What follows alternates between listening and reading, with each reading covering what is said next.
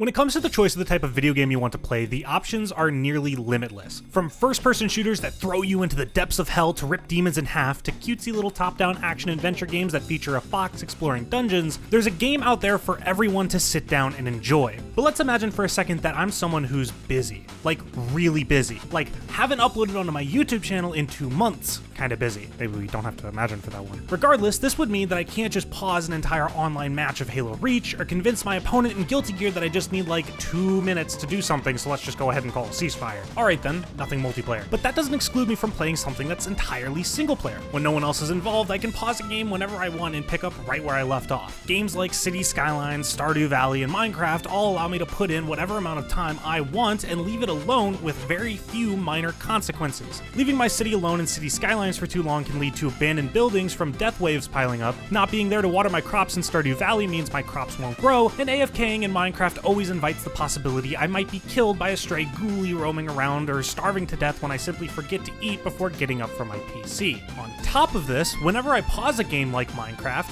something that I might hypothetically think about is just how much progress I've wasted with every single moment I've spent away from the game. That hypothetical time spent away from the game could have been spent mining stone, finding diamonds, building structures, or farming food. All the menial stuff I'm going to have to come back to and do at some point anyway. This is just the natural trade-off of playing a game as a hypothetically busy person. If only there were games that allowed me to continue progressing without having to actually play the game at all. Idle games, also considered by a lot of people as clicker games or incremental games, are games where the whole process of gameplay revolves around not really playing the game on your own. I've recently spent some time playing a few idle games, some much better than others, and I think I've begun to understand just why some people enjoy these types of games so much. For someone on the outside looking in who's never interacted with any of these types of games before, it can all seem really confusing when you have absolutely no idea what's going on. Ever heard of Leaf Blower Revolution? If you haven't, comment right now and tell me what you think is happening on screen here before I tell you what's happening later. Yeah, that's what I thought. Let's go ahead and take a look at a pretty popular idle game that features a lot of mechanics and concepts that encompass the entire genre to get an idea of what's going on. Cookie Clicker is, in my opinion, the perfect introduction to the entire concept of idle games, because of just how immediately it conveys what it's all about. Your entire goal is immediately set out for you the second you open up the game and click that cookie for the first time. Bigger number, better person. The only thing that you need to worry about is how you're going to go about getting as many cookies as possible. Considering the nature of idle games, it's very clear Cookie Clicker doesn't sit here and expect you to just click your way to 1 trillion cookies. You can save up and invest the cookies you accumulate in the buildings that will generate cookies for you. Many more per second than you could ever hope to make by just clicking really fast. You get introduced to the strategy of the game the moment you start choosing between saving up for upgrades that can permanently increase your cookies per second, or CPS, or buying another building that will just flat out increase your CPS. The strategy is admittedly a bit shallow in the beginning, but towards the later game when you start factoring in sugar lumps that allow you to upgrade buildings as a whole and provides access to mini games that allow you to potentially increase your CPS through time-based mechanics, we're not even really that deep yet. The prestige system in the game, known as Ascensions, are something prevalent throughout a lot of different games in the idle genre, and as with other games, they work pretty similarly in Cookie Clicker. Through time spent and cookies made in the game, you gain heavenly chips that, once you ascend, can be used to purchase permanent upgrades that increase your CPS by multiple times. The trade-off here is that because you're prestiging, similarly to a game like Call of Duty, you're starting back at square one. No cookies, no buildings. However, because of the permanent upgrades, you're not only progressing much faster than you originally did, you're also able to get to a point further than where you were previously with infinitely less grinding and time sunk in. Now that sounds kind of really overly complicated, and it kind of is. But taking these mechanics over into a different game, Luna's Fishing Garden is not at all the type of idle game I wanted to review for this video, and doesn't really feature any of the mechanics I wanted to talk about in this section. Being 100% honest, I saw this while scrolling through Steam's idle games section with a bunch of good reviews, and I just decided to pick it up because it looked like a really cozy type of game. And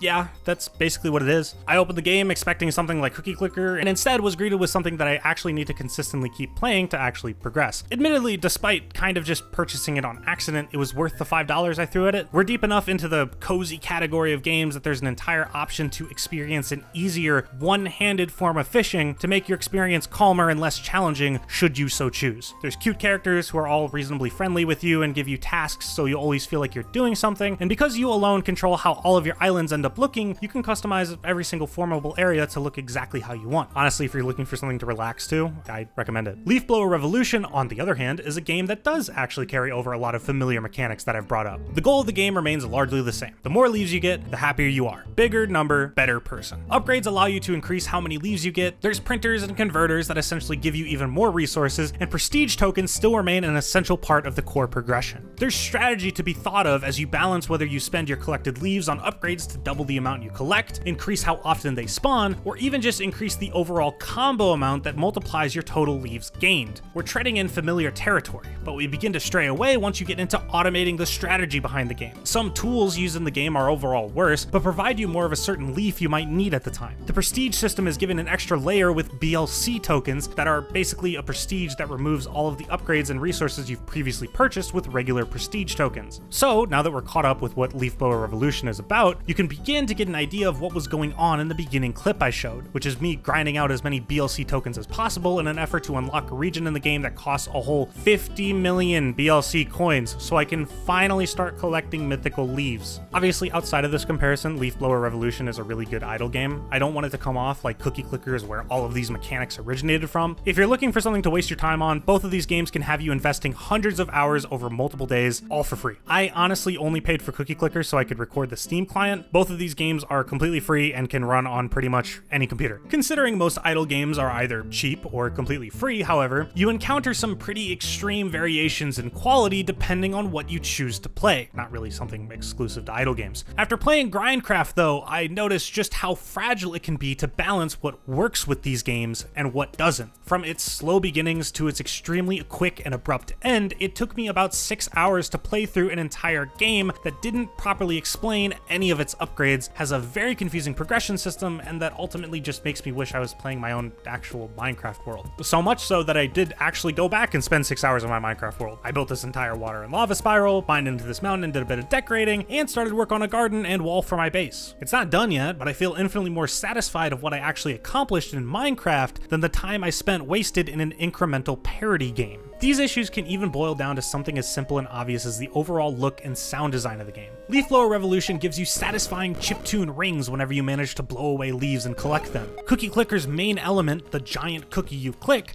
is given a satisfying thunk noise whenever you click it. Grindcraft doesn't really look appeasing, the sounds are loud and ultimately turn me off from the experience as a whole, and if I wasn't playing this for a video, this shit would have been closed the moment I saw it was hosted on one of these game websites. Grindcraft, surprisingly, is not the worst of it. While yes, Grindcraft Remastered is actually horrendous to look at, the mobile idle games that lock the mechanics of an idle game and the time spent grinding behind an artificial paywall are even worse. Then you get to the games that, well, I think we can both see what's going on here. Surprisingly, as much as I've tried to show off that idle games can be really enjoyable, most people think of games like these when you bring up the subject. If you want a list of games in this genre that I ultimately think are pretty enjoyable, Cookie Clicker, Leaf Blower Revolution, Clicker Heroes, and Adventure Capitalists are all pretty good ones I can recommend. My issue with this genre ultimately, even the games I listed, is that I just can't shake the feeling that I'm wasting my time by playing them. While yes, this can be said of all games, I just can't help but feel that my time spent playing Cookie Clicker could have been better used playing something else that was more involved. From browsing a lot of different forums and asking people for their opinions, what draws people in to play these games is three major things. Big number go up, the feeling that it's pretty much impossible to fail, and that they can play a game while doing literally anything else. It's much harder to watch a show when you're splitting your eyes between what's happening on screen versus the blocks you're placing in game. I'm willing to accept the inconveniences of playing a game that's more involved versus something that, while I enjoyed the hours I did invest into it, I'm probably never going to return to these games. For as much time as I sunk into Cookie Clicker and Leaf Blower Revolution, am I anywhere near completing them? No, especially not Leaf Blower Revolution. That shit is still getting new updates and content. But the illusions of the genre as a whole have kind of broken for me. If you still enjoy the bigger number, better person concept, don't let me stop you. I hope you continue to enjoy it. For me, it's really just become bigger number, emptier feeling. If you enjoyed this video, click through to watch another and subscribe to get notified when I post another.